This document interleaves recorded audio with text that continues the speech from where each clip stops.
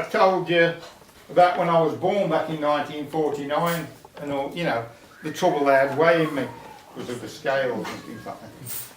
Well, my father, because I was my parents' eldest, you know, firstborn, and my mother and father were very proud, and my father, well, he embarked on an old black country custom called wetting the baby's head.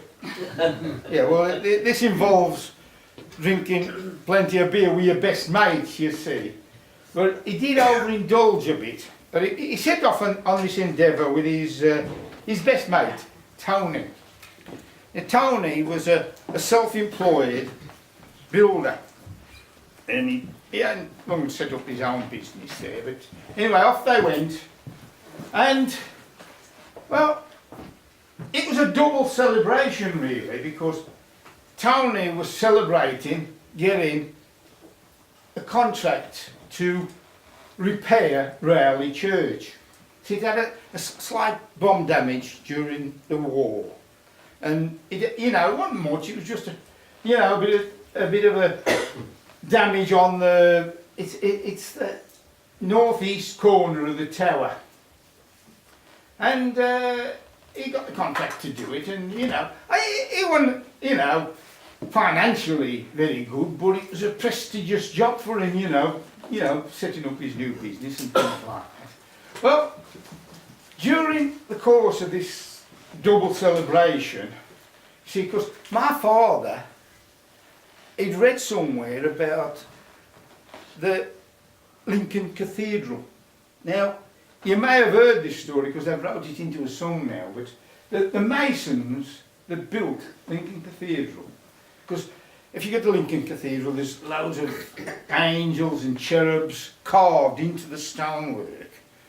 And the masons that did this work, well, they used their own children as models for these angels and cherubs, you know. Well, yeah. Now, my father read this story. Well, I mean, this sort of celebration was turning into a bit of a bender, really. They had gone a bit too far with it. Well, it was said that, I don't know about wet me head, they nearly drowned me, but there you go. Anyway, somewhere during this bender, if you like to call it that, there was a deal struck.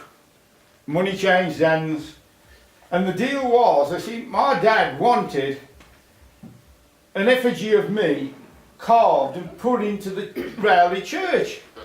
And Tony, well, he decided to take the job, you know.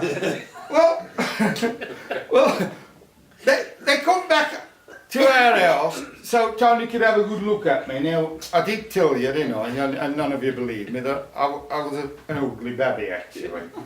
But anyway, at the time, I was ready for my feast. I was an hungry, ugly babby. And, well, Tony looked into the cot to get my features in his mind, and I got my gob open and I was yelling blue murder. But he said, right, he could do it. He come up with this idea. And what he did was, he got a lump of Rowley rag, you know. I mean, it ain't very good. It was difficult to carve, but he carved an effigy of me with my mouth open. You know, it was a bit more like a gargoyle than an angel, I've got to say. But anyway, he carved it, and he set it into this northeast corner of the tower as a water spout.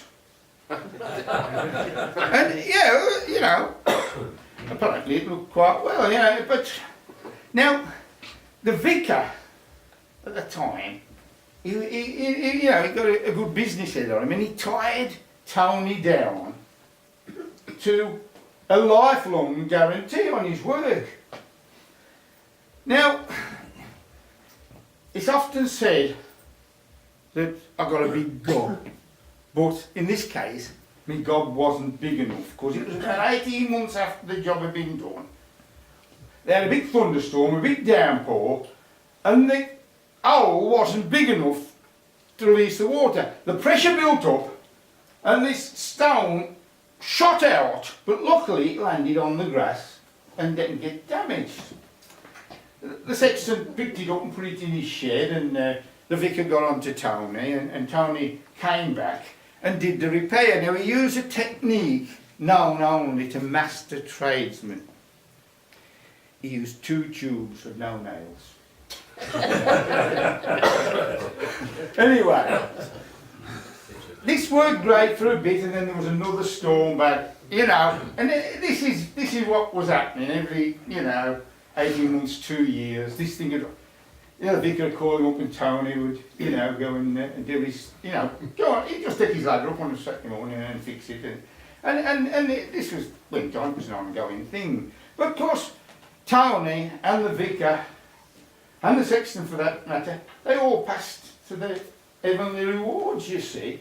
Well, when there was some more work done on this, I think this was in the mid-80s, the vicar at the time had heard the story about this, but it had never been replaced since Tony's death, so, you know, what he decided it'd be great if they had this carving put back in the church, you know, as part of the history of the church. You know, sounds like a good idea, doesn't it? You know, but anyway, they couldn't find it. It was like, well, the sexton's job had really gone then, you know, just used, if on the occasional sort of burial, they got to get the contractor in to dig the grave, you know, there was no job there anymore. So, they couldn't find it. So, I decided to go up and have a look at this a few weeks ago. And anyway, I went round to the northeast corner of the church, and sure enough, there in the corner was just a plain lead outlet. The same as the other 3 actually. Now I was told this story, I've got no reason to disbelieve it, you know, but, well, what can I say? That's it. Oh, thank you very much.